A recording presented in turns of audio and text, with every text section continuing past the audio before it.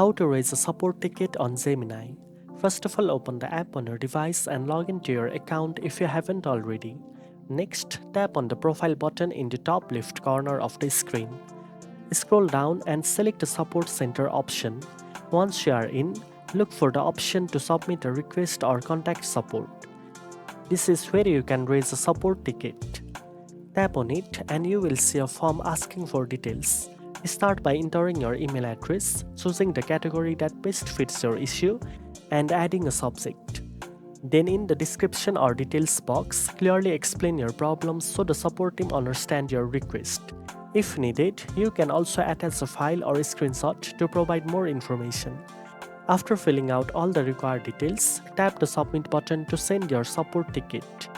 The Gemini support team will review your request and respond as quickly as possible, usually within a few hours to a couple of days depending on the issue.